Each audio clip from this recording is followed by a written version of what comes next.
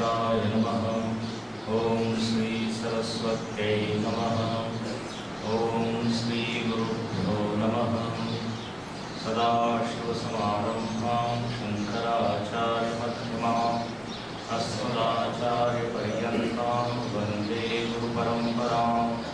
श्रुतिस्मृतिपुराणानाम् आलयं करुणालयं नमामि भगवत्पादशङ्करं लोकशङ्करं। शङ्करं शङ्कराचार्यं केशवं बादरायणं सूत्रभाष्यकृतौ वन्दे भगवन्तौ पुनः पुनः।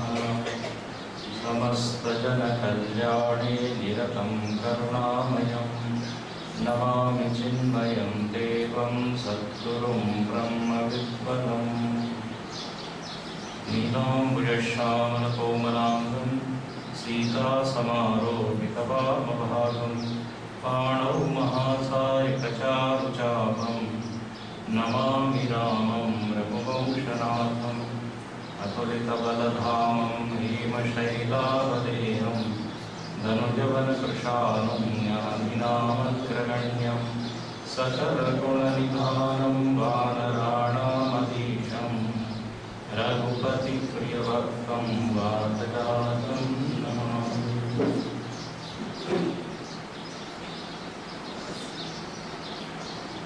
भगवान के श्री चरणों में वंदन करते हुए परम पूज्य गुरुदेव के आशीर्वादों की कामना करते हुए, आवाहन करते हुए हम लोग इस 3 दिवसीय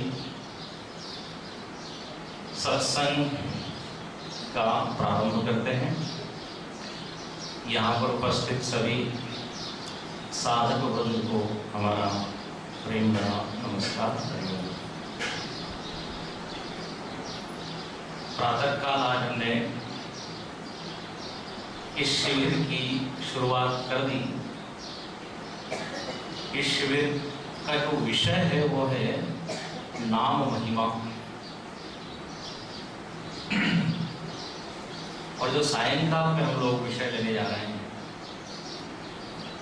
शबरी माता का चरित्र और नवदा भक्ति, उसका संबंध भी नाम महिमा से जुड़ा हुआ है। तो ऐसे इस सुंदर प्रसंग में प्रवेश करने के पहले आइए नाम ले लें। नाम से ही शुरुआत हो रही है। प्रेम और भक्ति से आप दोहराइएगा। श्री राम जय जय राम। श्री राम जय श्री राम जय जय राम। श्री राम जय राम। श्री राम जय जय राम। श्री राम जय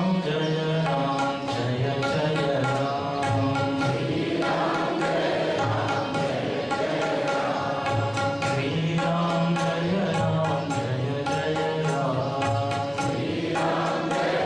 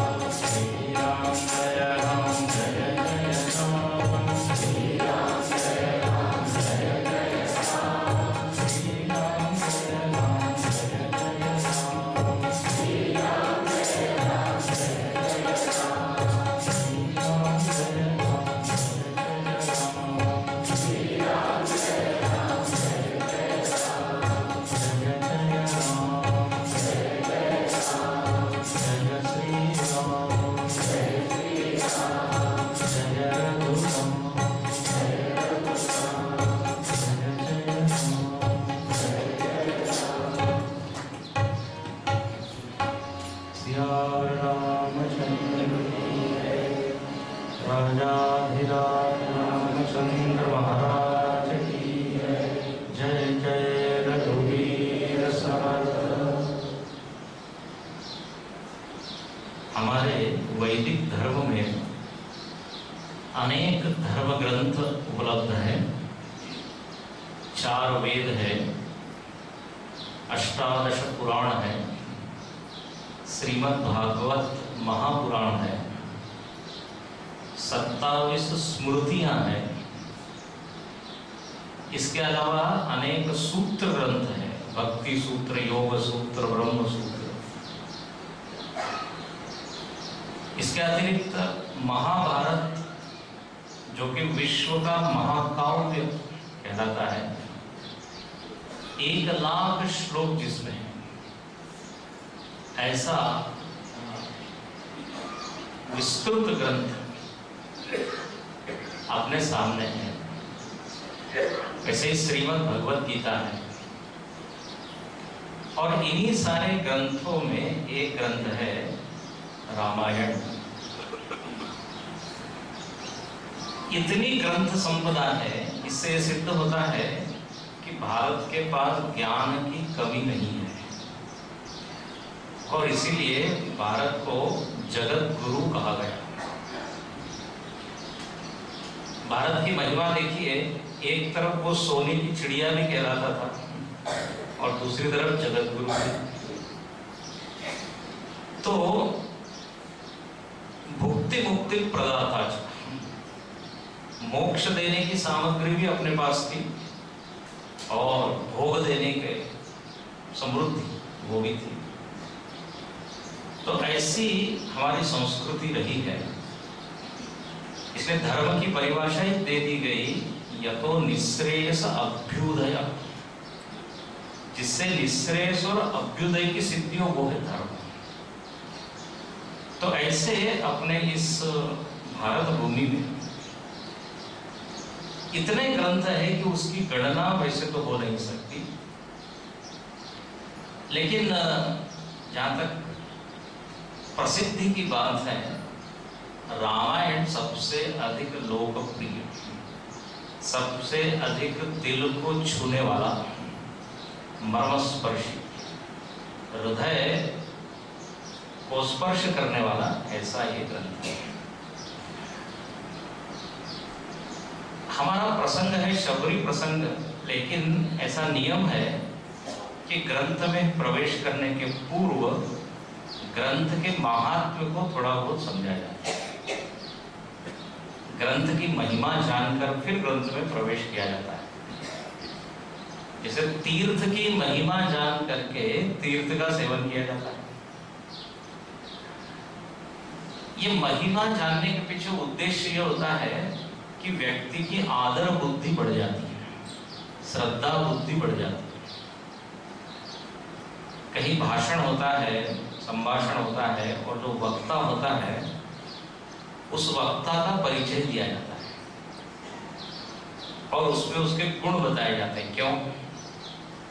ताकि श्रोता के मन में उस वक्ता के प्रति आदर बुद्धि का निर्माण हो।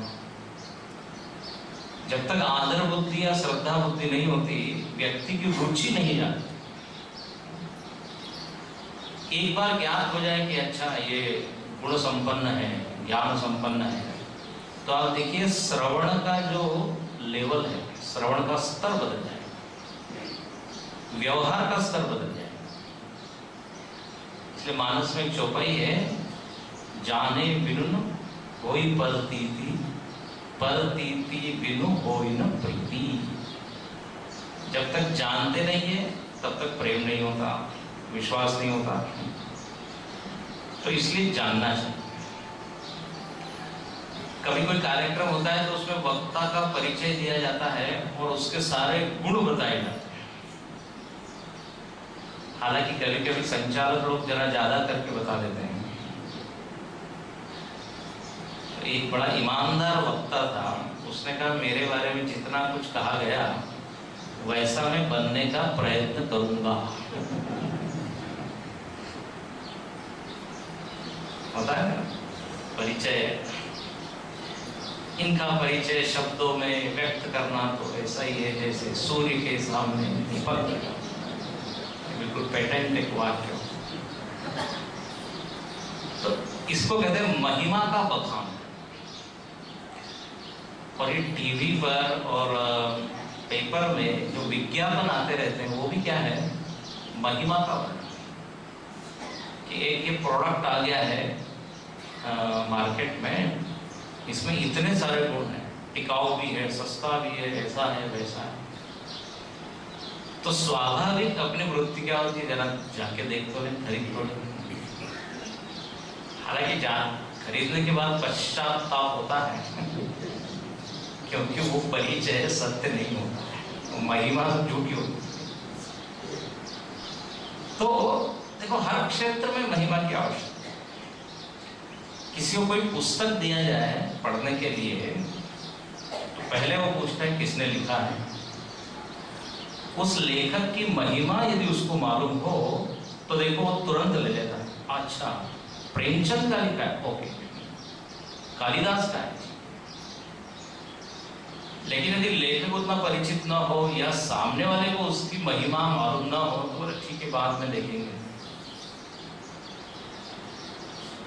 एक व्यक्ति को एक पुस्तक दिया गया, पहले उससे पूछा, दिया नहीं गया, पूछा कि आपने कालिदास को पढ़ा है क्या? उसने कहा इसको किसने लिखा है?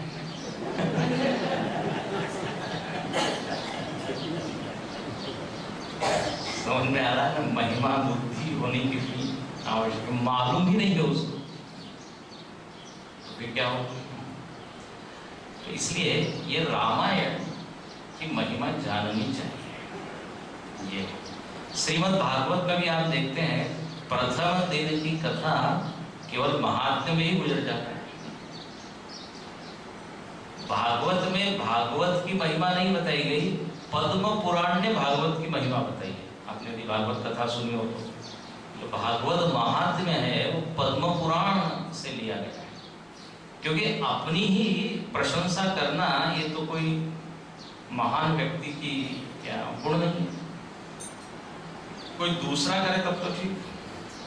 तो श्रीमद् भागवत हाँ कितना महान है, तो बोले पद्म पुराण में कथा ही, और वहां धुंधुकारी की कथा आपने सुनी होगी।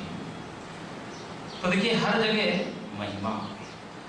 अब ये जो रामायण है, हम ऐसा नहीं कहते कि आपको मालूम नहीं है, सभी लोगों को मालूम है। इसको संस्कृत में कहते हैं स्मारये न तो शिक्षये। आपको थोड़ा स्मरण करा देते हैं कि रामायण है क्या, और फिर धीरे से प्रवेश करेंगे। रामायण का अर्थ होता है रामस्य अयनम। आपने सुना है, पहले भी शायद सुना होगा। रामायण मतलब राम जी का अयन। और अयन मतलब क्या? तो अयन शब्द के तीन अर्थ हैं। अयन मतलब होता है मार्ग, अयन मतलब होता है चरित्र, और अयन मतलब होता है निवास स्थल। हाँ अयन, ध्यान से सुनिए। पहला क्या होता है? मार्ग। अयन, जैसे संक्रांति के दिन सूर्य क्या करता है? अपने मार्ग को बदलता है, दक्षिणायन से उत्तरायण, दक्षिण गोलार्ध से उत्तर गोलार्ध, उसको कहते हैं उत्तरायण। तो अयन, अयन से ही अयण बना है। संस्कृत का एक नियम है, रसाभ्याम नोण। जब र और श आता है तो वो न का न हो जाता है। तो उत्तरायण, दक्षिणायन, दक्षिण में र और श नहीं है इसलिए दक्षिणायन, उत्तरायण। तो अयन मतलब मार्ग। तो इस रामायण में भगवान श्री रामचंद्र जी का मार्ग बताया कि भगवान कैसे चले, कहां से कहां तक चले। अयोध्या से लंका तक की यात्रा का वर्णन। और आपको बताएं इतना सुंदर वर्णन है, एक डॉक्टर रामावतार शर्मा हुए हैं जो इसके ऊपर काफी रिसर्च कर रहे हैं कि भगवान राम किस किस स्थानों से गुजरे, कौन से जंगल में से, कौन से पहाड़ में से, कौन से गांव में से, कौन कौन सी नदियों को उन्होंने पार किया। जहां जहां राम चरण चली जाए, ऐसा उन्होंने पुस्तक भी लिखी। तो उन्होंने अपना प्रसंग सुनाया। हम जो कलकत्ता में थे तो बता रहे थे, बोले बड़ा ये रोचक रिसर्च एक हो जाए। और उन्होंने कहा देखो लोगों की कितनी भावना है, कितनी सुंदर भावना। बोले एक गांव में हम गए तो वहां पे लोगों ने हमारी पूजा की, हमारे चरणों की पाद पूजा। उन्होंने कहा मैं कोई महात्मा या सन्यासी या संत तो हूं नहीं, मेरी आप पूजा क्यों कर रहे हैं? तो गांव के लोग देखो भोले भाले, लेकिन क्या भक्ति की दृष्टि से बड़े समृद्ध। उन्होंने कहा आप उसी मार्ग पर जा रहे हैं जिस मार्ग पर भगवान श्री रामचंद्र जी गए, और संभव है जिस धूल कण का स्पर्श राम जी के पद को हुआ, हो सकता है उस धूल कण आपको भी स्पर्श किया होगा। तो आपके चरण उतने ही पूजनीय जितने राम जी। ये है इसलिए राम जी का मार्ग उसके ऊपर यदि कोई चलता है तो ही लाभ हो जाता है, तो ही इतना सम्मान का पात्र होता है। तो इस मानस में पूरा मार्ग है। दूसरा मार्ग का अर्थ होता है जीने का मार्ग। ये तो वर्णन है बाहर का मार्ग, जंगल समुद्र नदी पहाड़ इत्यादि, लेकिन एक होता है जीने का मार्ग। और कहते हैं ना महाजनों ये ना गतस्सतम, उसी मार्ग का अनुसरण करना चाहिए जिस मार्ग पे बड़े बड़े लोग गए हैं। तो मार्ग पे गए मतलब केवल बाहरी मार्ग नहीं, उनका जीने का तरीका क्या है, कैसे बोलते हैं, कैसे चलते हैं, कैसे हंसते हैं। और श्री रामचंद्र जी का पूरा परिचय इस रामायण में है। कहते हैं स्मित पूर्व भाषी, भगवान राम जब बोलते हैं तो बड़े मुस्कुरा के बोलते हैं। हम लोग बोलते हैं तो दूसरे की मुस्कुराहट चली जाती है। बोलने की भी कला है, हर चीज की कला है, कर्म की कला है, ध्यान की कला है, जीने की कला है, तो बोलने की कला स्मित पूर्व भाषा। और ऐसा लिखा कि रामो द्विर्ना भी भाषते, राम जी दो बार नहीं बोलते, दो बार नहीं बोलते, दो बार बाण नहीं चलाते, एक बाण से काम हो जाता है, वो कभी निष्फल नहीं होता। इसलिए आपने देखा होगा दवाई जो बड़ी प्रभावी होती है उसको क्या कहते हैं, रामबाण औषधि। मतलब जैसे राम जी का बाण कभी असफल नहीं होता, वैसे ये औषधि है। और सब लोगों को जो औषधि है ना, जो अनुभव में आई है, उनको लगता है ये सबसे सुंदर, सबसे अच्छी। भारत में ऐसा कहा गया सब लोग डॉक्टर हैं। थोड़ा किसी को बोल दो जरा खांसी हो गई है, 10 लोग आपको दवाई दे देंगे। और हम लोगों की तो बड़ी मुश्किल होती है। एक व्यक्ति विदेश से आया, उसने कहा भारत में हर व्यक्ति डॉक्टर है, और दूसरा हर व्यक्ति धर्म को जानता है, धर्म की चर्चा शुरू कर देता है। ट्रेन में हो, बस में हो, सब उसको मालूम है भगवान क्या है, आत्मा क्या है, माया क्या है, कर्म क्या है। ब्रह्म ज्ञान विदु नारी नर करहि न दूसरी बात। So everybody is philosopher, everybody is doctor. और उसने एक और ऑब्जर्वेशन उसका, बोले any time is T time. Bharat में कोई भी समय क्या है, चाय का समय है। कभी भी चाय चलेगी? हाँ हाँ बिल्कुल चलेगी। रात के 2 बजे हो, दिन के 4 बजे हो, कोई समय निर्धारित नहीं है। खैर बात हम ये कह रहे हैं जैसे औषधि होती है राम बाण, तो भगवान 2 बार नहीं बाण चलाते या 2 बार नहीं बोलते। ये जीने का मार्ग है। बड़ों के साथ कैसे व्यवहार करना, छोटों के साथ कैसे व्यवहार करना, ये राम जी से सीखिए। तो देखिए ये है रामायण, ये है मार्ग। दूसरा अयन का अर्थ होता है घर। तो आपको यदि किसी से मिलना है, किसी से अच्छी तरह बात करना है, चर्चा करना है, तो कहाँ जाना पड़ता है? घर में।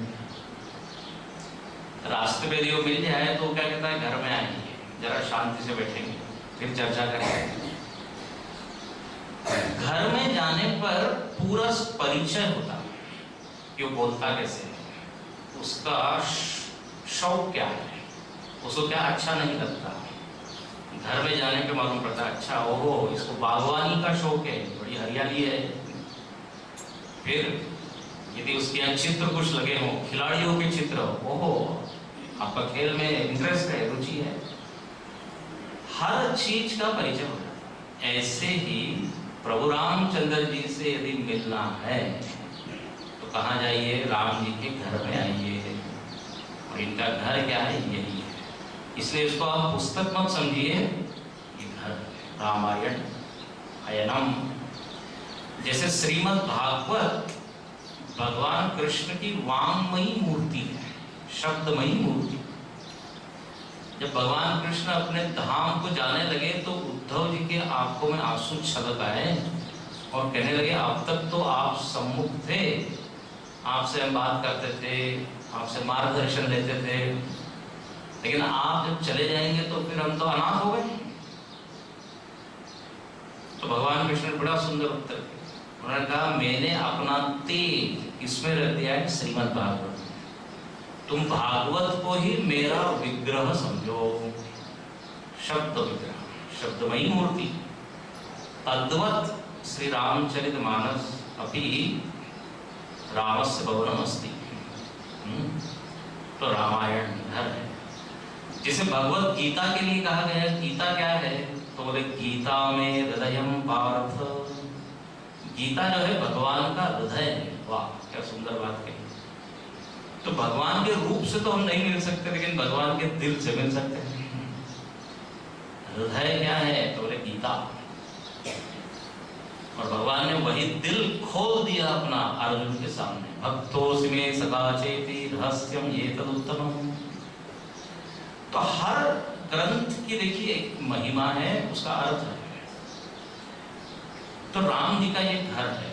अच्छा, तीसरी हमने बात बताई कि ये मार्ग है, घर है, वो चरित्र है, राम जी का चरित्र। इसलिए इस ग्रंथ का नाम पड़ा रामचरित मानस। अच्छा, ये तो बात हुई नाम। अब प्रश्न ये है कि रामायण कितने हैं? क्योंकि लोग कहते हैं हम वाल्मीकि रामायण पढ़ते हैं, हम अध्यात्म रामायण पढ़ते हैं, हम कंब रामायण पढ़ते हैं। तो गोस्वामी से पूछा, कितने रामायण हैं?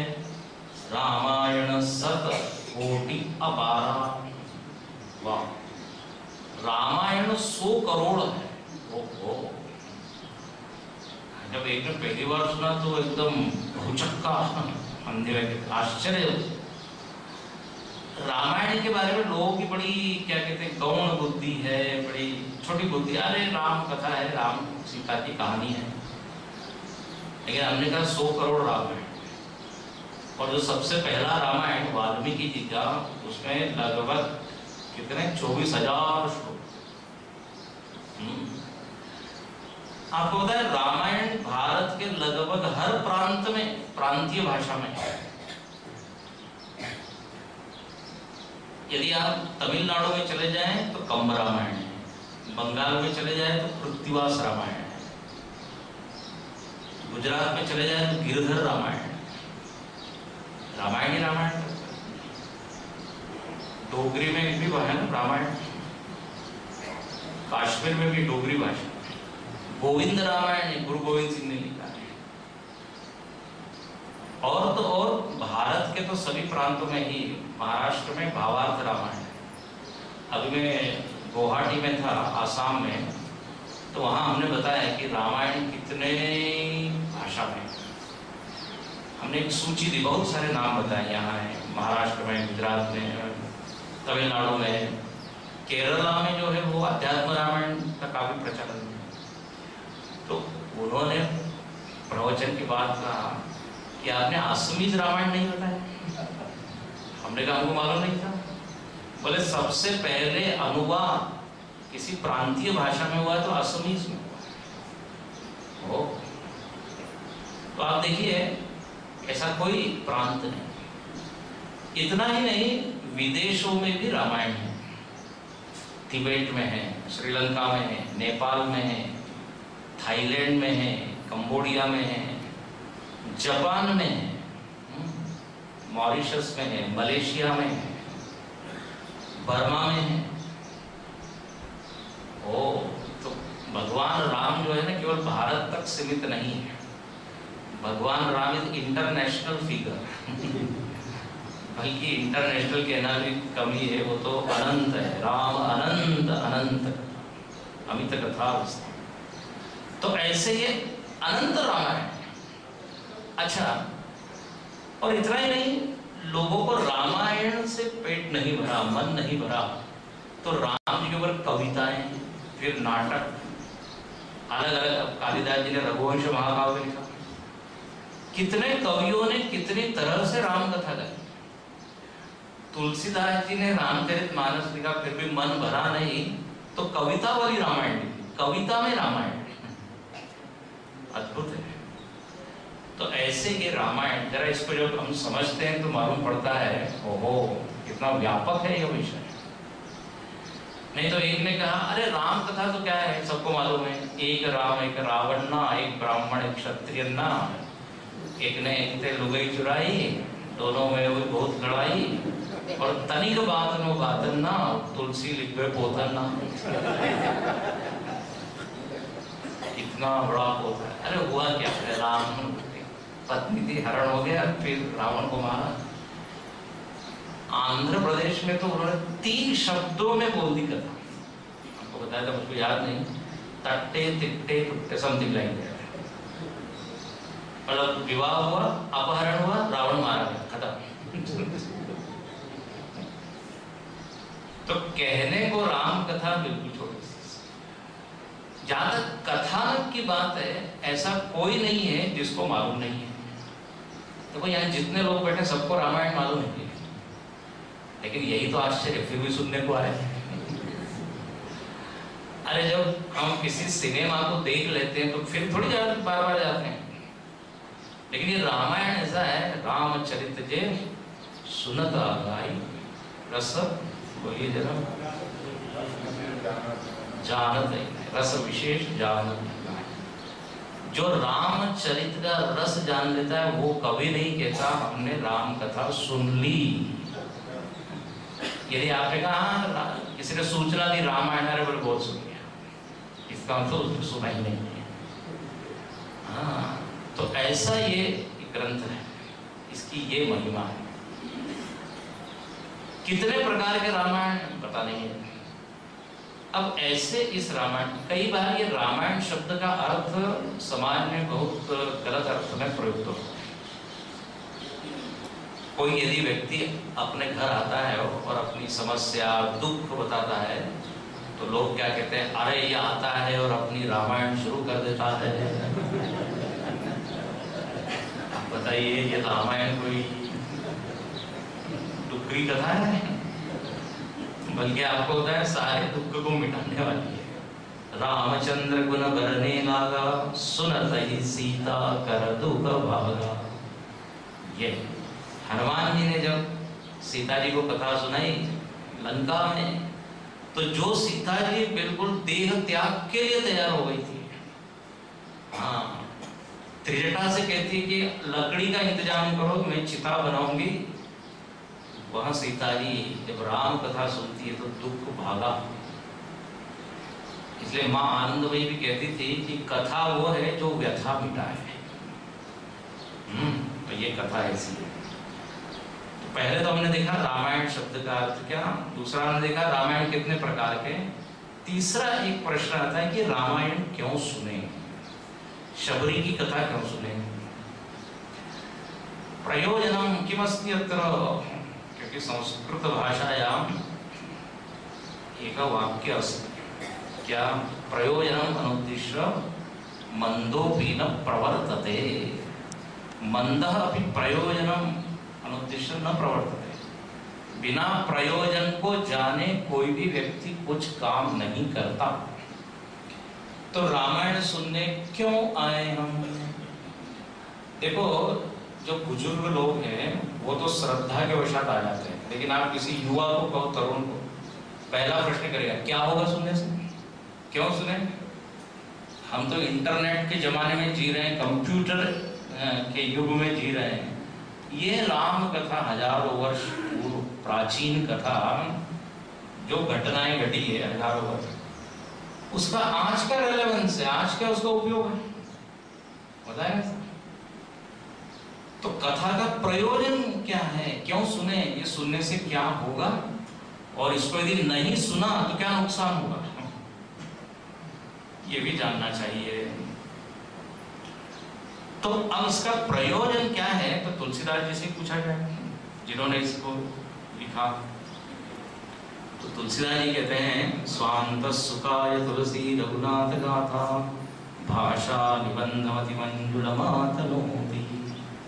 बोले स्वांत सुखाय, अंत सुख का अनुभव करने के लिए, हम बाह्य सुख का तो अनुभव कर रहे हैं, अंत सुख, अंतराराम, अंतर्यामी जो राम है उसका जो आनंद है, बोले वो इससे मिलता है। अच्छा, किसी ने पूछा पूरी कथा लिखने के बाद गोस्वामी जी आपको मिला, जिस प्रयोजन को लेके आप चले थे वो प्रयोजन पूरा हुआ? बोले बिल्कुल। पायो परम विश्राम राम समान प्रभु नाई कहो, सुंदर सुजान कृपा निधान अनाथ पर कर प्रीति जो। जाकी कृपा लवलेस ते मति मंद तुलसीदास, पायो परम विश्राम। बोले साधारण शांति नहीं मिली, परम विश्राम। आज सुबह हम बता रहे थे परमानंद, छोटा मोटा आनंद नहीं है, बोले बढ़िया क्वालिटी का आनंद, तो परम विश्राम। और आपको बताए गोस्वामी जी ने विश्राम शब्द इतनी बार बोला है रामायण में। बोले कौन से प्रभु प्रकट हुए? जग निवास प्रभु प्रकटे अखिल लोक विश्राम, है ना, अखिल लोक को विश्राम देने वाले। फिर वो कहते हैं ये राम कथा सुनने से क्या होगा? बुध विश्राम सकल जन रंजिनी, राम कथा कलि करुष विभंजिनी। बुद्धिमान लोगों को तो यहाँ पे विश्राम मिलने वाला है। देखो ध्यान से सुनना, गोस्वामी जी ने जानबूझ के एक शब्द डाला है, बुद्धिमान लोगों को ही विश्राम मिलेगा। मतलब जो अबुद्धिमान है उनको थकान हो जाएगी। समझ में आ रहा है? यदि कथा के बाद यदि थकान हो रही है तो फिर हम क्या है समझ लेना चाहिए। ये मैं नहीं कह रहा हूँ, तुलसीदास जी कह रहे हैं। जो कथा में बार बार पूछ रहा है ये कब खत्म होगा, तब खत्म होगा। एक व्यक्ति पूछ रहा है इसके कब तक चलेगा, दूसरे से पूछा, दूसरे ने कहा मैं भी वही सोच रहा हूँ। तो जिसको श्रम हो रहा है इस कथा में, मतलब सह बुध नास्ति अबुध, मूढ़ लोगों को तो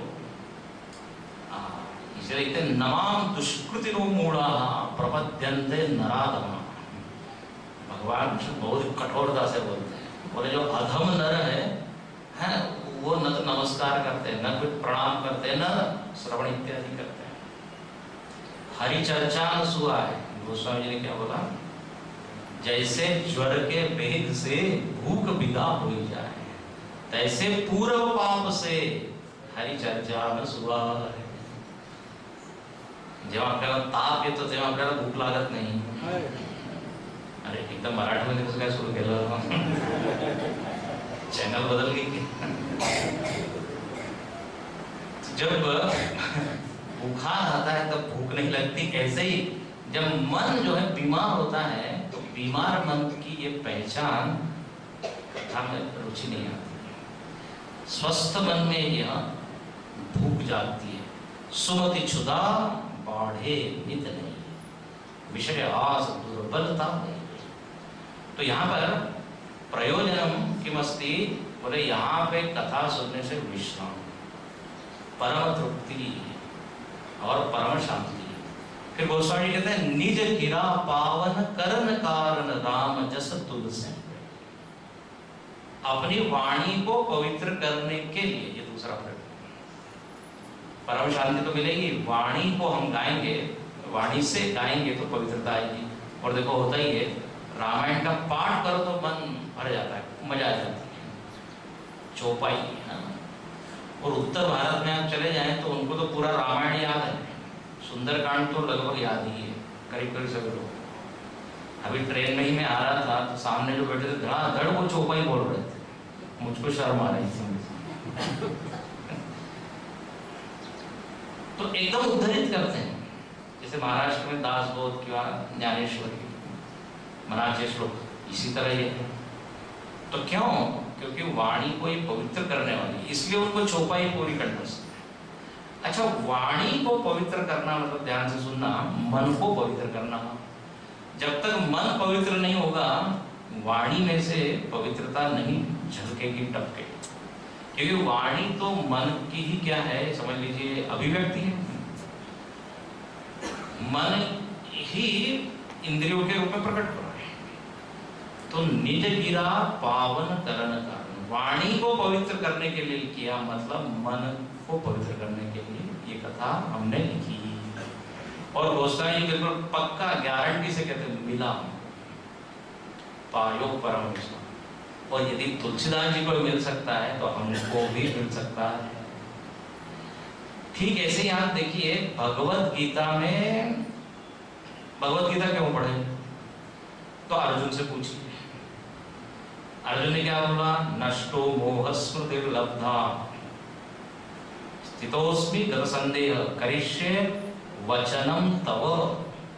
4 चीज हुई गीता सुनने से। क्या? तो बोले मोह नष्ट हुआ, स्वयं के बारे में, भगवान के बारे में। दूसरा लिखा स्मृति लब्धा, अपने आप को जो भूल गया था उसको वापस अपने स्मृति हो गई। तीसरा गत संदेह, संदेह, संशय, प्रश्न जो उसके मन में परेशान कर रहे थे वो सारे खत्म हो गए। और चौथा मतलब स्थितोस्मि, मैं अपने स्वरूप में स्थित हो गया। क्या सुंदर फल है। तो ये 4 फल। और वहां बड़ी मजेदार बात है, भगवान ने पूछा, अरे अर्जुन, क्या तुमने सुना ठीक से, ध्यान से? तो या एकाग्र चित्त से सुना? क्या समझ में आया? भगवान का टोन ऐसा है, भगवान ये कहना चाह रहे हैं, यदि तुमको नहीं समझा हो तो मैं फिर से शुरू कर सकता हूं। हाँ, अशोच्यानन्वशोचस्त्वं प्रज्ञावान, ये सुनो। ये भगवान का प्रेम है अर्जुन के प्रति। देखो, जिसके प्रति प्रेम होता है उसको वो देना चाहते हैं, देना चाहते हैं। तो गीता पढ़ने का एक प्रयोजन है, फल है। ऐसे रामायण सुनने का भी फल है, ठीक है।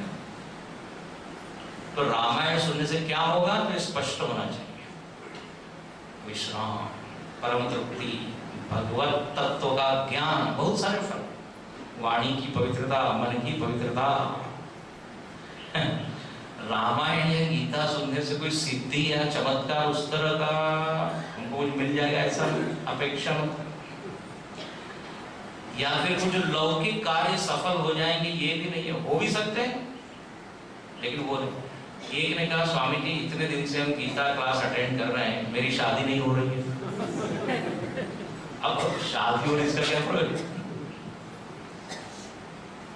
इतने दिन से हम रामायण सुन रहे हैं लेकिन नौकरी नहीं लग रही है, तो राम कथा से होगा कोई आवश्यक नहीं, क्योंकि ये मुख्य फल नहीं है। समझ आ रहा है? तो ये प्रयोजन है। अच्छा, अब आइए, गोस्वामी जी ने इस रामायण का नामकरण किया रामचरितमानस। ये क्यों किया? रामायण तो रामायण है, रामायण वाल्मीकि रामायण, अध्यात्म रामायण, आनंद रामायण, ऐसे रामायण के नाम से प्रचलित भावार्थ रामायण।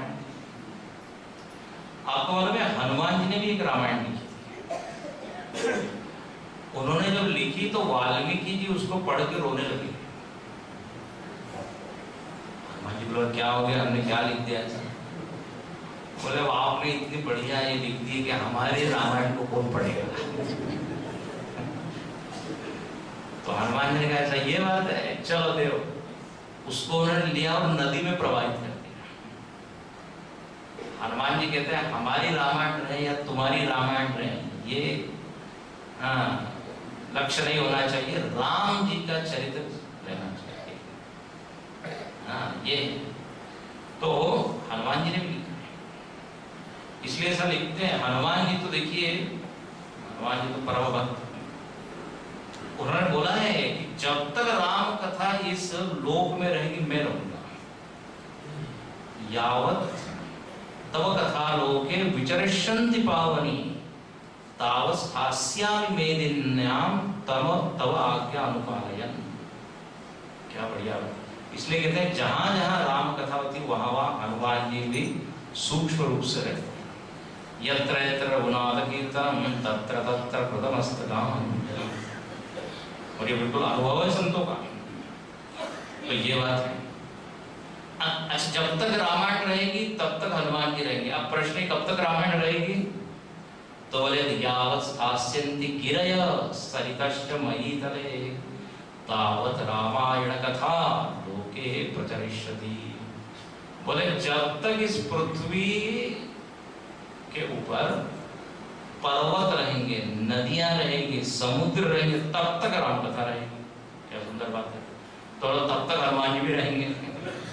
इसलिए लिखा है चारों जुग पर ताप तुम्हारा है प्रसिद्ध जगत उजियारा। तो ऐसी देखिए ये राम कथा, तो इसकी महिमा बोलते चले जाए तो 7 दिन इसमें लग जाए। अब ऐसे इस रामायण का प्रयोजन हमने देखा, रामायण शब्द का अर्थ देखा। अब आगे हम बढ़ते हैं। रामचरितमानस जो शब्द उन्होंने गढ़ा है उसके पीछे भी एक प्रयोजन है। बोले ये भगवान शंकर के मन में था। मानस मतलब मन। शिवजी इस कथा के स्रोत है, याद रखें। मराठी में मतलब उगम स्थान। शिवजी के हृदय में राम है। सबसे बड़ा यदि कोई वैष्णव है तो वह है भगवान शंकर, जिनके हृदय में राम, कंठ में राम नाम, मन में राम रूप। और भगवान शंकर तो ऐसे हैं राममय जिनका जीवन है।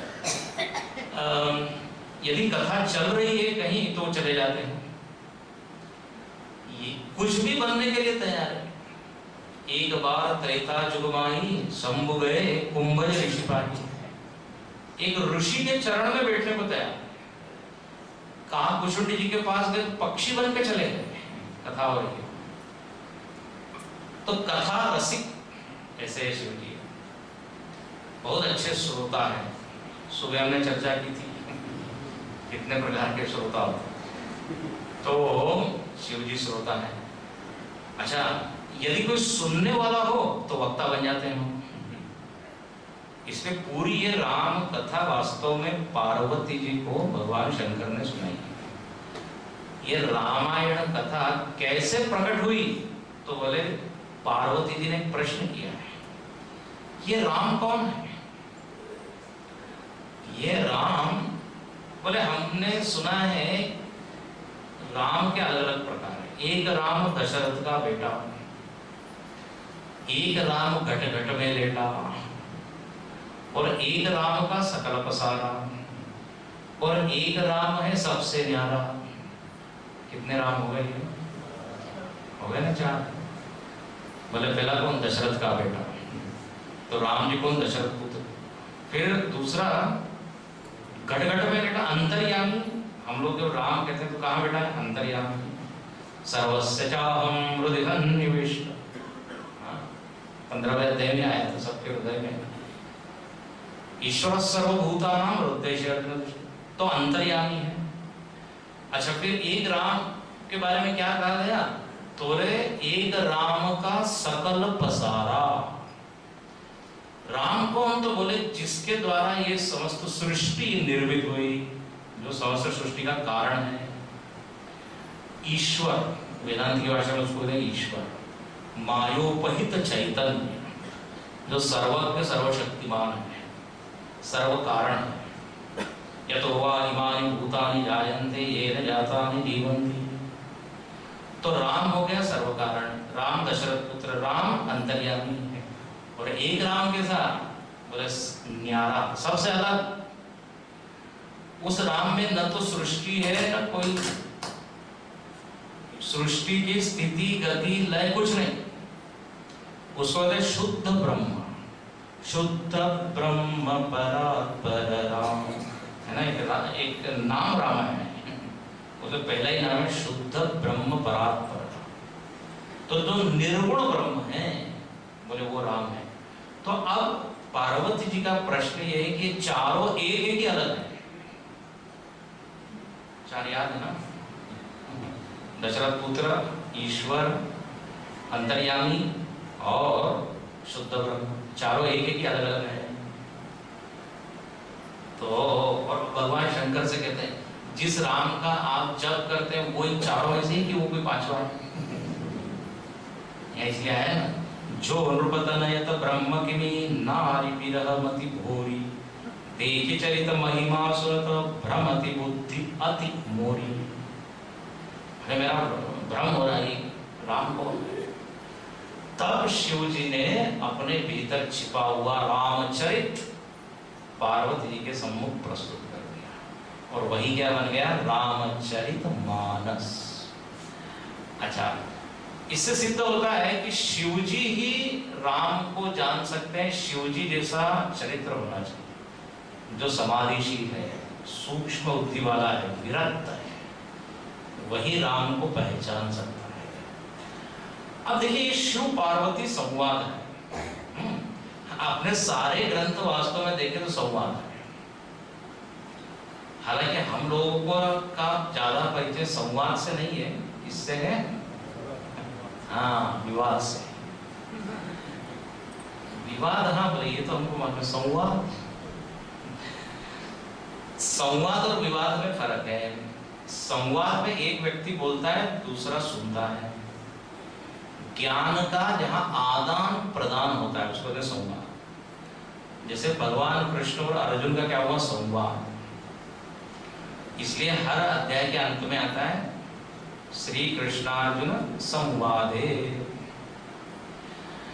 लेकिन जो साधारण लोक में, व्यवहार में, घर घर में क्या होता है? संवाद नहीं, पति पत्नी विवादे प्रथमोध्याय समाप्त गृहस्थ पुराणे अथ श्री गृहस्थ कथा। तो जहां पे क्या संभव विवाद, वाद विवाद, तू में मिल जाए। देखो, विवाद और संवाद में फर्क ये है, विवाद में प्रयत्न इस बात का होता है कि मैं जो बोल रहा हूं वो सच है और वो आपको स्वीकार करना है। संवाद में दोनों मिलकर तय करते हैं कि सच क्या है। ये फर्क है। यदि हम गलत हैं तो वो अपनी बात विड्रॉ कर देते हैं। संस्कृत में एक शब्द आता है, उसको कहते हैं विप्रलिप्सा। विप्रलिप्सा यानी जो मैं कह रहा हूं वही सच है। अभी साधन पंचक में वो शब्द आएगा, वितंडावाद उसको कहते हैं। तो ये रामायण ऐसा वाद विवाद नहीं है, बल्कि क्या है? संवाद, जहां दोनों मिलकर बोल रहे हैं। हम हर जगह एक बात बताते रहते हैं, जो वाद की बात आती है।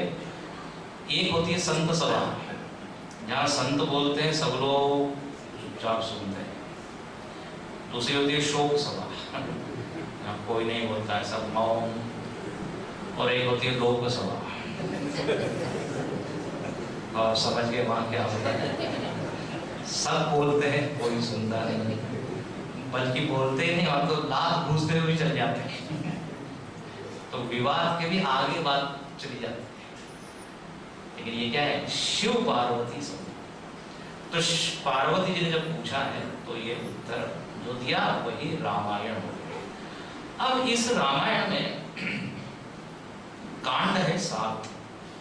और आज प्रातः काल में हमने बताया था, गोस्वामी जी ने तो कह दिया कि ये पूरी राम कथा कुछ नहीं, भगवान का नाम है बस। इसलिए किसी किसी लोग में अध्ययन किया और बताया कि ऐसी एक भी चौपाई नहीं है जिसमें रा और म नहीं है, र और म नहीं है। हमको देखना पड़ेगा र और म। एक चौपाई ऐसी है जिसमें राम ये नहीं आता, र और रो। आप लोग मालूम होगी वो चौपाई? नहीं मालूम? चलो बता देते हैं, लेकिन उसको याद मत रखिए, भूल जाइए, क्योंकि उसमें रा और रो नहीं है। झूठ ही देना, झूठ ही देना, झूठ ही भोजन, झूठ चबेना। आएगा इसमें रो और मा?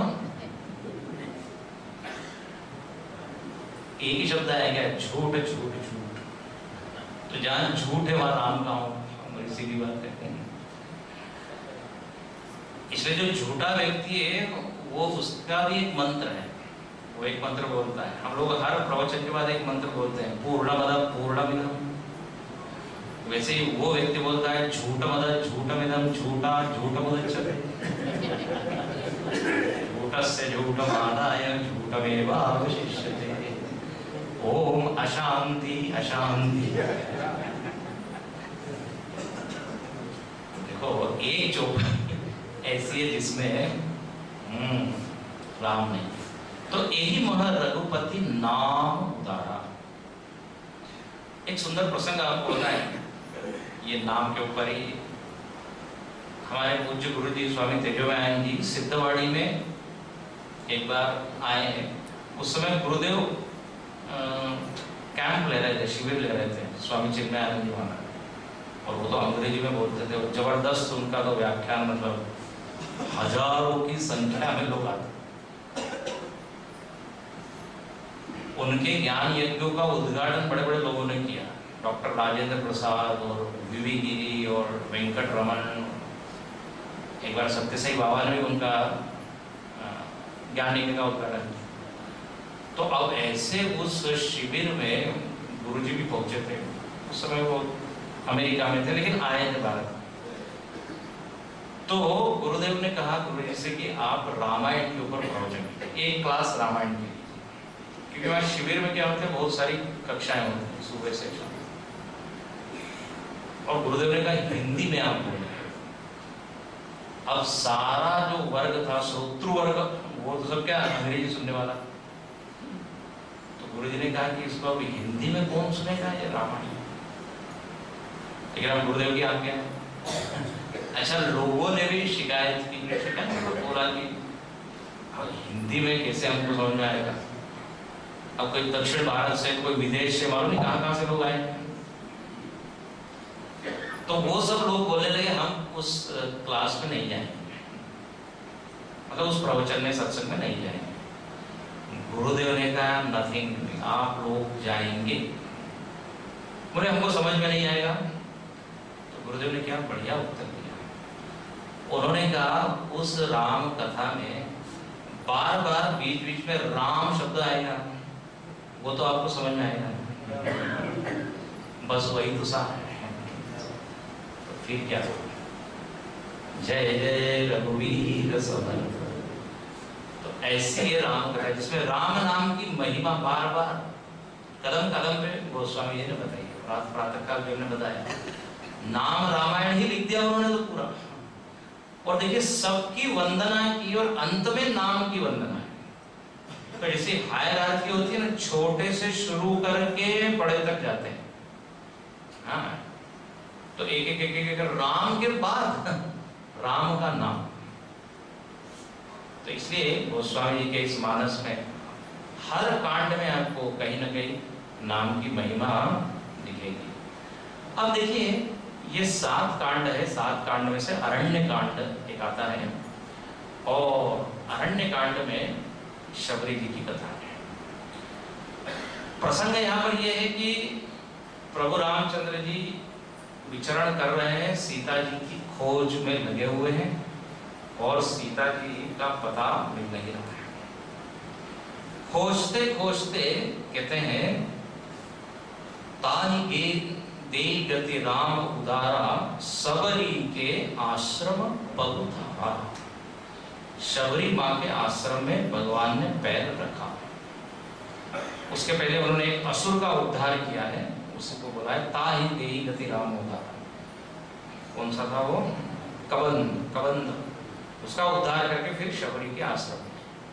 आपको यहाँ पर बताएं, इस रामचरितमानस में अनेक पात्र हैं। एक से एक बढ़कर एक पात्र, और ऐसा लगता है ये एक दूसरे से प्रतिस्पर्धा कर रहे हैं कि कौन अधिक त्याग कर सकता है, किसके गुण अधिक है। याद रखना, यहाँ प्रतिस्पर्धा इस बात की है कि कौन कितना छोड़ता है। भरत जी और राम में प्रतिस्पर्धा है, लक्ष्मण जी शत्रुघ्न में, भरत पे सब में ये। राम जी कहते हैं हम सिंहासन पर नहीं बैठेंगे, भरत कहते हैं हम नहीं बैठेंगे। देखिए ना क्या आदर्श है। और आज कलयुग में क्या है, जो बैठा है उनको खींच के बोले मैं बैठूंगा, ये कलयुग है। लेकिन ये राम राज्य है।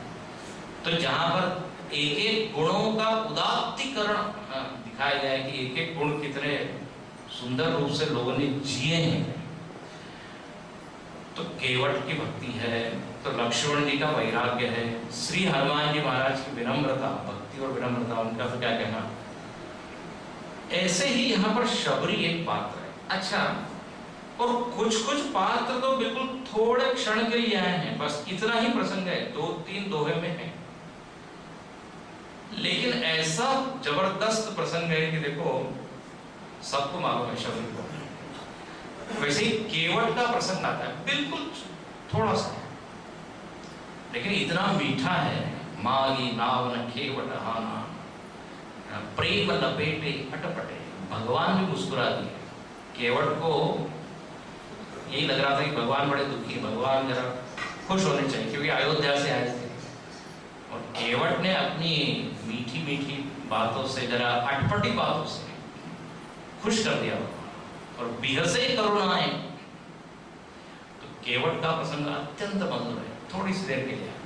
ऐसे ही जटायु है, कितनी देर के लिए, बस मुझे रावण ले जा रहा है उस समय। लेकिन ये सारे पात्र क्या हुए, अमर, थोड़ी देर के लिए आए हैं, लेकिन इन्होंने अपना प्रभाव छोड़ दिया। जैसे क्रिकेट होता है ना, क्रिकेट, अभी क्रिकेट का विश्व कप चल रहा है ना, तो कोई कोई आते हैं बैट्समैन, वो 1-2 ओवर खेलते हैं, ऐसे चौके छक्के मारे जाते हैं, उसी कारण वो मैच जीत जाते हैं, उसको मैन ऑफ द मैच मिल जाता है। तो ऐसे ही देखिए कितना जी रहे हैं वो उतना महत्वपूर्ण नहीं, कैसा जी रहे हैं। अगरबत्ती थोड़ी देर जलती है, लेकिन देखो पूरे वातावरण को सुगंधित कर रहे हैं। फूल जो है थोड़ी देर खिलता है, लेकिन पूरा वातावरण सुगंधित होता है। तो अपने व्यक्तित्व में से ऐसे ऐसे तरंग और कंपन निकलने चाहिए। अब ऐसी ये शबरी अत्यंत कहते हैं विनम्र है, और बहुत ही आपको कहें निरक्षर, स्वयं कहती जड़वती। लेकिन ऐसी इस शबरी के घर भगवान पधारे, आफ्टर ऑल क्या उनके पास। तो देखिए शबरी के पूर्व जन्म की कथा थोड़ी देखें और फिर हम चौपाइयों का पाठ करें। ऐसा कहा गया कि शबरी माता पूर्व जन्म में एक रानी थी। अब मानस में वो वर्णन नहीं है, लेकिन संत लोग कथा कहते हैं। तो जी महाराज भी, उन्होंने भी अपने प्रवचन में एक बात कही, ध्यान से जरा सुनना। शबरी जी क्या थी, तो बोले एक रानी थी, और उनके मन में बड़ी भक्ति थी, भाव बहुत।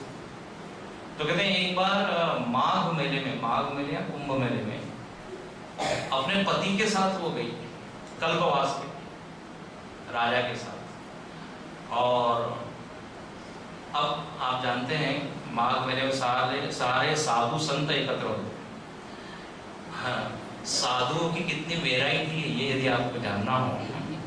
भारत में कितने प्रकार के हैं। कोई खड़ेश्वरी बाबा मिल जाएंगे, खड़े हैं एक पैर पे, तो कोई जमीन के अंदर ऐसा इतना सिर निकला है, तो कोई नागा बाबा है, तो कोई विविध है। उसको कहते हैं साधुओं का मेला। तो कहीं राम धुन हो रही है, तो कोई कृष्ण धुन हो रही है, तो कोई भागवत चल रहा है, तो कोई रामायण चल रहा है, अलग अलग। अब ये जो रानी थी, इसको बड़ी ही रुचि थी, तो एक एक वो टेंट में जा रही है, जहाँ जाए संत हो गए, और वहां भी अपना भजन कीर्तन राम धुन में मस्त हो रही है। और राजा ने कहा कि देखो तुम एक राज परिवार की सदस्य, ये क्या सामान्य व्यक्ति में क्यों जा रही, सामान्य लोगों के समाज में आपको जरा स्टेटस मेंटेन करना चाहिए। अब वो रानी ने कहा देखिए मेरे मन में तो भाव है, मैं ये नहीं देखती कि हाँ सामने वाला व्यक्ति कैसा है। अरे जहाँ भाव धारा बह रही है बस हम उसमें स्नान करते हैं। अब कहते हैं वो राजा को बिल्कुल अच्छा नहीं लगता था। तो ऐसा कहते हैं कि एक दिन वो नदी पर स्नान करने गई और उन्होंने कहा कि मैं तो ये सब देह को रखना नहीं चाहती। अरे ऐसा देह क्या काम का, हाँ जिससे राम भक्ति ना हो सके, ऐसा देह क्या काम। आपने सुना है ना वो काम तो बोले क्या है, सांप के बिल के समान है जो कथा नहीं सुनते। वो वाणी तो क्या है, बोले मेंढक की टरटर है जिसमें राम नाम नहीं है। कबीरदास जी तो बोलते हैं जामुक राम नहीं तामुक धूल भरी। कबीरदास जी का तो क्या होगा। तो जब ऐसी स्थिति है इन इंद्रियों का उपयोग हम भगवान के लिए नहीं कर सकते तो क्यों रखें। तो कहते हैं शबरी ने भगवान का स्मरण किया और स्मरण करते करते करते देह को विसर्जित किया और उन्होंने क्या मांगा, बोले भगवान आप यदि प्रसन्न है तो हम मांगते हैं कि अगला जन्म मेरा ऐसा हो कि मैं आपकी भक्ति कर सकूं और ये जो स्टेटस है, ये जो उच्च परिवार है, ये मेरे और आप में बाधा बन रहा है। तो मैं नहीं चाहती कि मुझको बहुत आप ऊंचे परिवार में, मैं बिल्कुल निम्न जाति में भी पैदा हूं तो भी चलेगा। होना क्या चाहिए, भक्ति। तो ऐसी भक्ति भावना से परिपूर्ण ऐसा उनका अंतःकरण, उस स्थिति में उन्होंने देह को छोड़ा। और आप गीता तो जानते हैं, गीता में क्या लिखा है, यम यम वापि स्मरन् भावम त्यजन्त्यन्ते कलेवरम तम तमेवैति कौन्तेय सदा तद्भाव भाविता।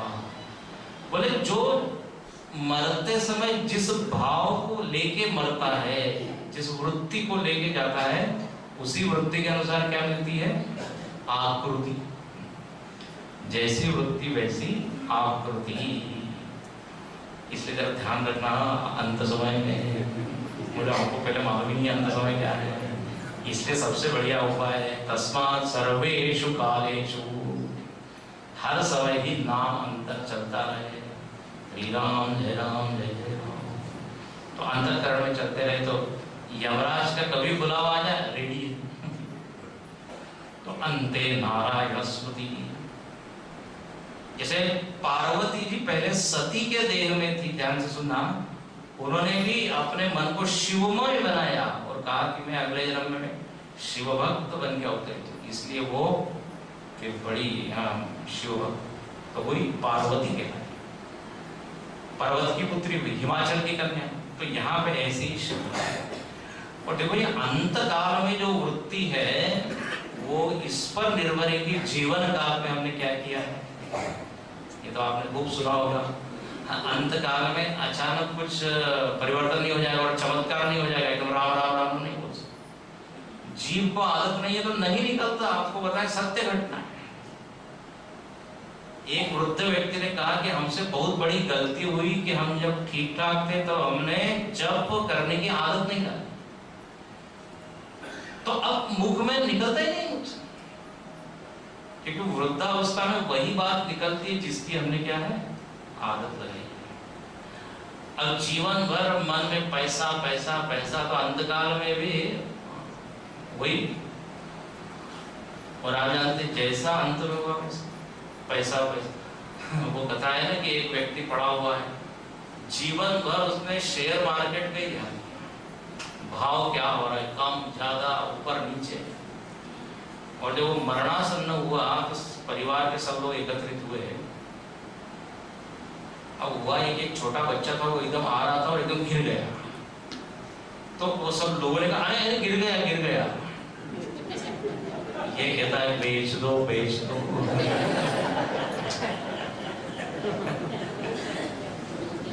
इसके भीतर तो वही वृत्ति चलती,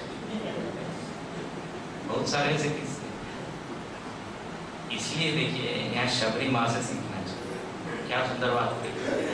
अब कहते हैं जब ऐसी कोई यदि घर का ध्यान करते करते करते जाएगा ना, डरिएगा नहीं, सावधान हो जाइए, तो फिर अगला जन्म क्या होगा, उसी घर में होगा।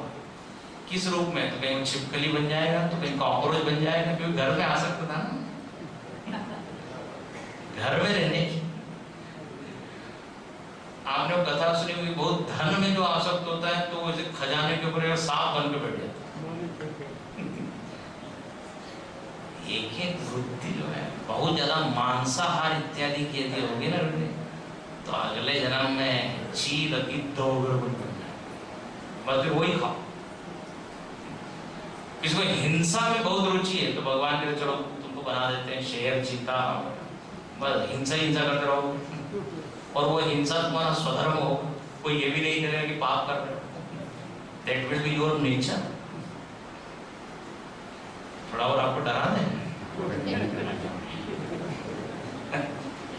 डर दूर करने के लिए बैठे हैं हम। बहुत ज्यादा यदि मीठे की आसक्ति है, हमको मीठा मीठा खा रहे हैं, जब देखो तब मीठा मीठा, तो अगले जन्म में फिर भगवान कहते हैं आपको हम चींटी बना देते हैं।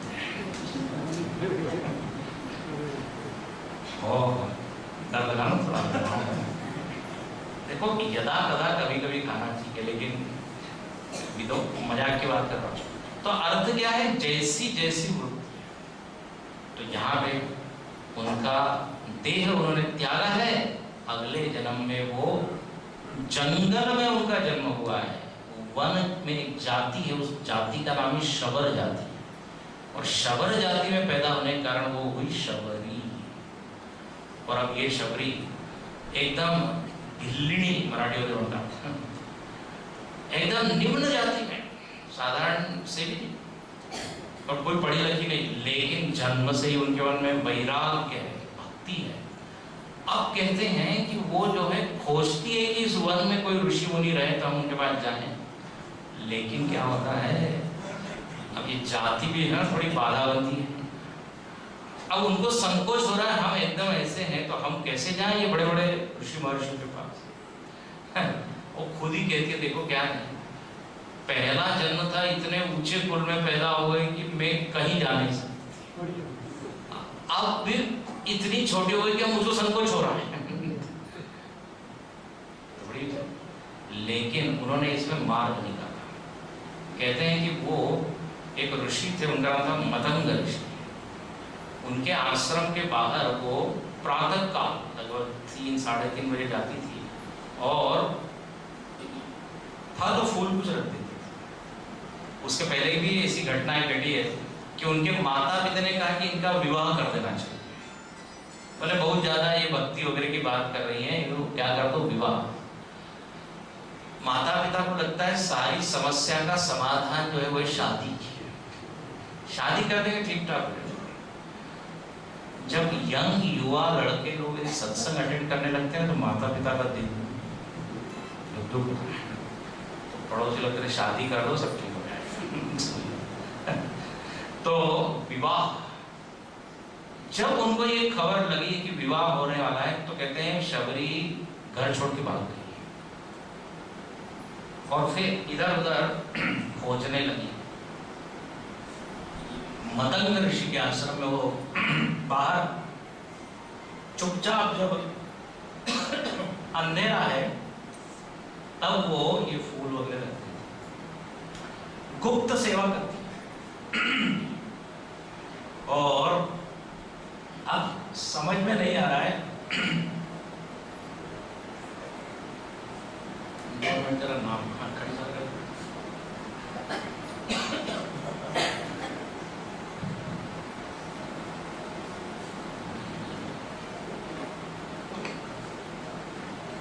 मतंग ऋषि रोज देखते हैं कि कोई ना कोई यहाँ पे झाड़ू लगा देता है या ये फूल रख देता है, कौन है? तो शिष्यों को उन्होंने कहा कि जरा एक दिन देखो तो और शिष्यों को कहा जरा एक दिन तो जरा जल्दी उठो, ब्रह्म मुहूर्त जरा देखो, रोज तो नहीं उठते, जरा एक दिन उठो। उठा है और उन्होंने देखा तो कहा कि ओहो ये एक स्त्री है, उसको पकड़ के लेके आए। वो युवती थी उस समय, ध्यान से सुनना, बिल्कुल युवती, बल्कि किशोरी होगी। पकड़ के लेके आए तो मतंग ऋषि ने पूछा तुम ऐसा क्यों करती हो? तो बोले मुझको हिचक है, संकोच है, मैं चाहती हूँ सेवा करो, भक्ति करो, लेकिन आने में जरा संकोच है, मैं पढ़ी लिखी नहीं हूँ, निम्न जाति की हूँ। जब मतंग ऋषि ने उनकी मुमुक्षा देखी, भाव देखा, तो कहा तुम यही रहो। अब वो शबरी को एक आश्रय मिल गया, वह आश्रम ही उनका क्या हुआ, आश्रय, और वहां पे रहने लगी। और मतंग ऋषि ने उनको नाम की दीक्षा दे दी, श्री राम जय जय राम, बोले अब राम नाम करो। अब कहते हैं राम नाम करने लगी, साधना में वो प्रवृत्त हो गई। एक दिन वो जो मतंग ऋषि थे बड़े धीरे धीरे वृद्ध हो रहे थे, अब एक दिन जाने का समय आया। तो शबरी माता बड़ी दुखी है, बोले अब तक तो आपका सहारा था, अब मैं किसके सहारे हूं? तो मतंग ऋषि ने बहुत ही सुंदर कहा, बोले ये तुम्हारी गलत समझ है, अब तक जिसने संभाला वही तुमको आगे भी संभालेंगे। हाँ, मैं नहीं था, मैं तो एक निमित्त बना, और तुम चिंता मत करो, एक दिन ऐसा होगा कि प्रभु रामचंद्र स्वयं इस आश्रम में आएंगे। तुम केवल एक काम करो, ये राम नाम का स्मरण अखंड करते रहो, बस निरंतर, उसमें खंड नहीं आना। और कहते हैं ऐसा कह के उन्होंने देह छोड़ दिया। अब ये शबरी बस अखंड नाम स्मरण में लगी हुई, राम राम राम राम। अब कहते हैं दिन बीतने लगे, महीने बीतने लगे, वर्ष बीतने लगे, रोज इंतजार कर रही कि आ जाएंगे भगवान, आ जाएंगे। रोज वो अपनी कुटिया को साफ करती है, रोज बेर जो है वो तोड़ के रखती है, रोज फूल इत्यादि लेके सामान ना पूजा का रखती है। कभी इस दिशा में साफ करती है, पूर्व दिशा में, कभी उत्तर दिशा में, कभी दक्षिण दिशा में, चारों तरफ वो स्वच्छ करती है, मालूम नहीं किस दिशा से आएंगे। कभी इस रास्ते को साफ कर रही है, उस रास्ते को। और कहते हैं वर्ष बीतते चले गए, लेकिन भगवान तो आए नहीं। बिल्कुल उनकी कहते हैं कमर झुक गई, हाथ में क्या आ गई, लकड़ी आ गई, चेहरे पे झुर्रियां पड़ गई, बाल सफेद हो गए, सब दृष्टि से वो जर्जर हो गई। लेकिन याद रखना, मन में जो विश्वास है ना, वो उतना ही वैसा ही जो पहले था। बोले आएंगे आएंगे, जब गुरु ने कहा है तो पक्का ये होना ही है। देखो शबरी के जीवन में तीन चीज थी, प्रतीक्षा, तितिक्षा और मुमुक्षा। इसको याद रखिए, प्रतीक्षा, इंतजार। देखो कितने वर्ष, हम लोग में तो कुछ धैर्य होता ही नहीं है, दो चार बार राम राम किया, अरे कुछ भगवान प्रकट नहीं हो रहा है 15 मिनट से कर रहा हूं धैर्य नहीं। आधे टाइम तो ध्यान लगता ही नहीं है, क्यों कहने के लिए करते हैं। एक व्यक्ति ओम नमः शिवाय कर रहा है, मराठी में बड़ा अच्छा कहा, बोले शंकरा शिवाय, त्याचं लक्ष सगळीकडे आहे शिवाय, ओम नमः शिवाय, शंकरा शिवाय शंकर जी के अतिरिक्त हिंदी में। तो आधे टाइम तो ध्यान इधर उधर है, थोड़ा किया नहीं। तो बोले अभ्यास है तो कौन है, भगवान ने कहा करते रहो। तो यहाँ पर शबरी ने बहुत दीर्घ काल, मुमुक्षा है, देखने की इच्छा है, और तितिक्षा है, जंगल में बताई है। अब कहते हैं उनकी तपस्या पूर्ण हुई, और आज का वो दिन आया जब भगवान पधारे। इसलिए लिखते हैं शबरी के आश्रम पगधारा। ये पगधारा कोई ग निकाल तो क्या हो जाएगा, पधारा। पग धारने का शॉर्ट फॉर्म हो गया पधारना। तो भगवान वहां पधारे हैं।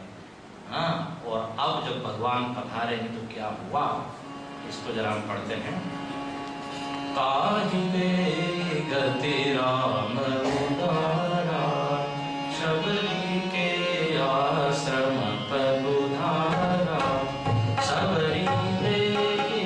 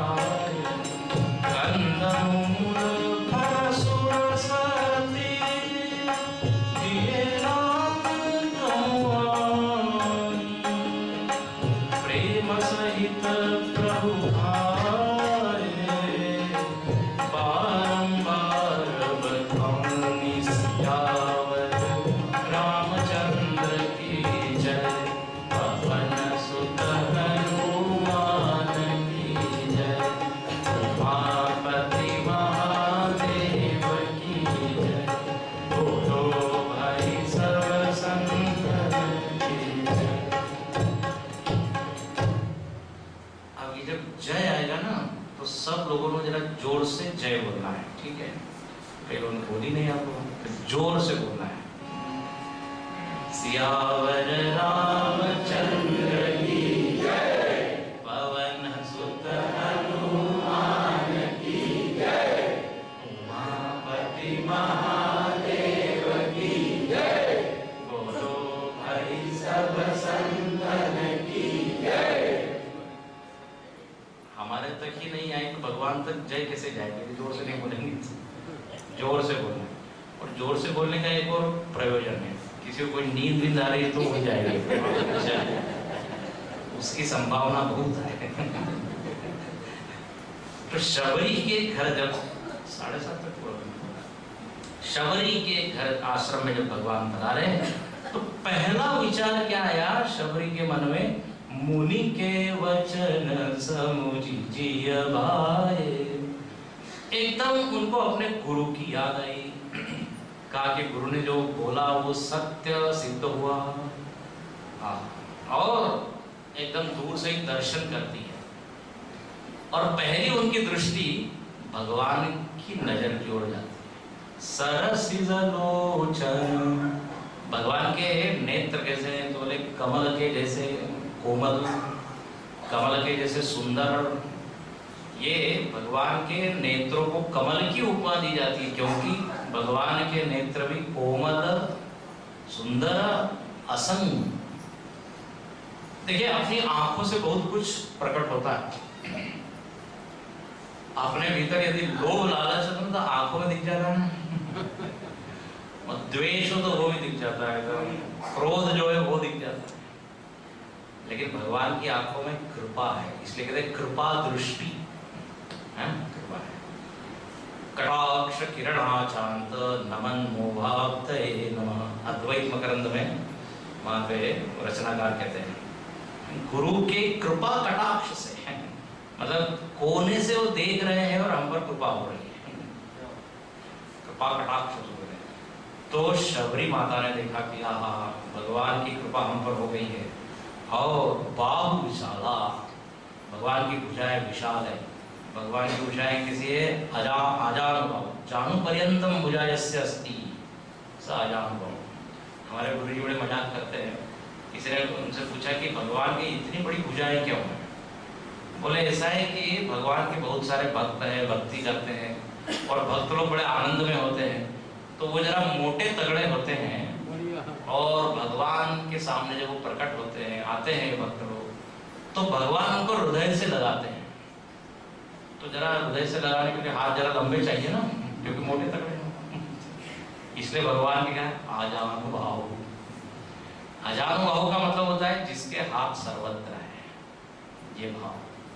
तो जटा मुकुट सिर उरवन माला, गोस्वामी तो देखिए ऐसे सगुण रूप के बड़े भक्त हैं। जहां उनको मौका मिलता है ना, पूरे रामायण में आप देखिए और पूरा वर्णन करेंगे। देखो, जिसमें हमारा प्रेम होता है उसके बारे में बार बार बोलने में कितना आनंद आता है। अपने बेटे की महिमा कितनी बार हम सुनाते हैं, यदि वो मेरिट में आ गया या जो भी पुरस्कार, जहाँ प्रेम है, नेचुरल, ये हमारी क्या है, स्वाभाविक वृत्ति। तो गोस्वामी तो बहुत रमते हैं। तो किशोर राम का जो वर्णन आता है, किशोर राम, पुरुष सिंह तो एकदम वहां का वर्णन किया, बाल राम का वर्णन, वनवासी राम का वर्णन, राजा राम का वर्णन। राम एक ही है लेकिन उनके अलग अलग रूप। तो यहाँ पे आप ऐसे ये भक्तवत्सल राम है, जटा मुकुट सिर उरवन माला, सुंदर है। भगवान राम की पहली विशेषता मतलब सुंदर, सुंदर सुजान। तो ऐसे सुंदर है। श्याम गौर सुंदर दो भाई। अच्छा, ऐसे गौर वर्ण है, श्याम वर्ण। बस अब शबरी ने जब दर्शन किया, एकदम उन्होंने साष्टांग दंडवत कर दिया। सबरी परी चरण लपटाई, एकदम चरण में लिपट गई और प्रेम मगन मुख वचन न आवा। इतनी भाव विभोर हो गई, भावातिरेक के कारण उनके मुख से कुछ शब्द ही निकल नहीं रहे। गल गल गिरा नयन बह नीरा।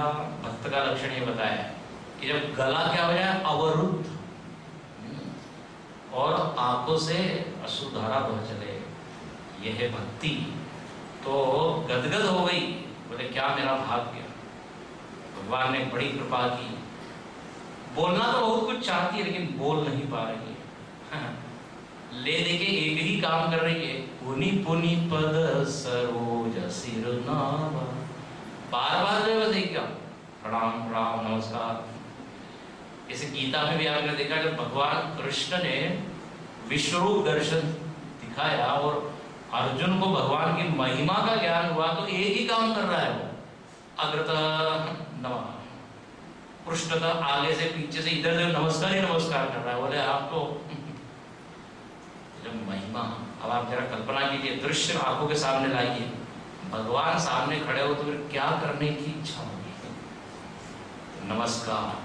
और थोड़ी देर के बाद उनका जो आवेश था वो कम हुआ। सादर जल ले चरण पखारे, जल लेके आई है और भगवान का पाद प्रक्षालन किया और उनको सुंदर आसन पे बिठाया, जैसे हम कहते हैं पाद्यम अर्घ्यम आसनम समर्पयामि आसन। और उसके बाद कंदमूल फल सुरस अति, रोज वो फल को तोड़ के लाती थी, लेकिन वो फल जो है या तो उनको किसी को भेजने पड़ते थे या खुद ही खाने पड़ते थे। शबरी ने बहुत सुंदर बात कही, कहा कि आज जो ये फल है वो सफल हो गए, जिसके लिए तोड़े गए वो सम्मुख उपस्थित है। और कहते हैं बड़े प्रेम से वो देती है।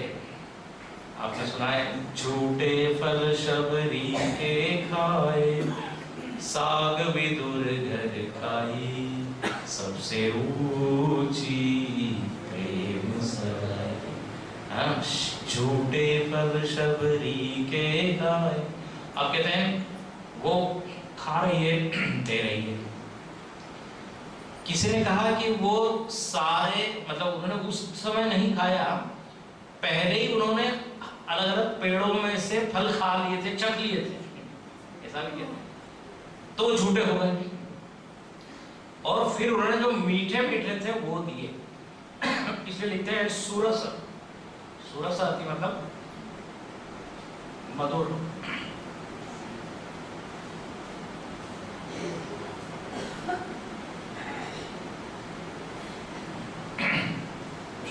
संभव सुरस आदि क्या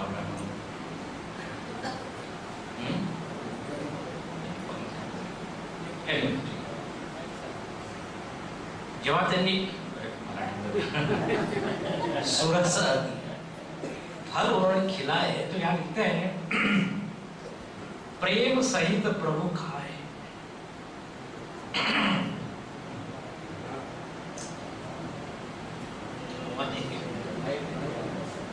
एक मिनट नाम सुन, श्री राम जय राम।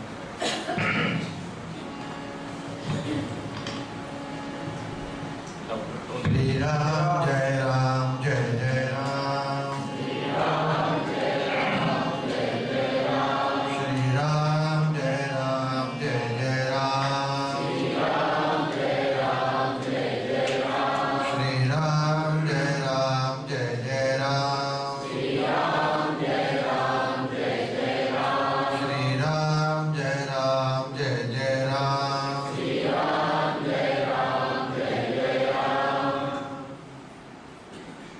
भगवान को जब प्रेम सहित शबरी ने दिए, तो बड़ा सुंदर यह वर्णन, प्रेम सहित प्रभु खाए।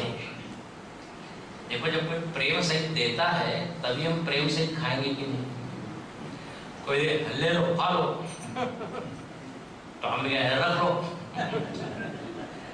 लेकिन यहाँ कहते हैं चूंकि भक्ति पूर्वक दिया था तो उन्होंने प्रेम से खाया।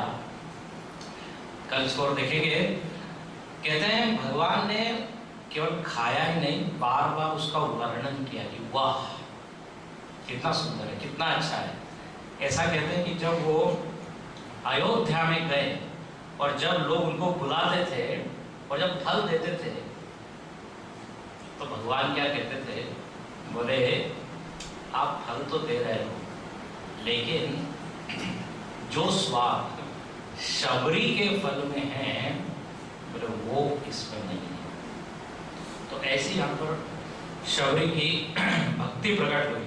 और कल हम देखेंगे भगवान ने जब देखा कि ये इतनी भाव से भरी है, तो कहा कि जरा हम आपको बताएं भक्ति कितने प्रकार की है।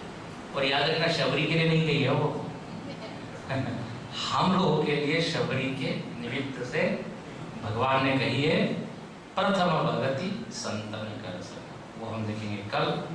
अब एक भजन हम गाते हैं, उसका पूर्ण करेंगे। राम नाम के हीरे मोती मैं बिखराऊं,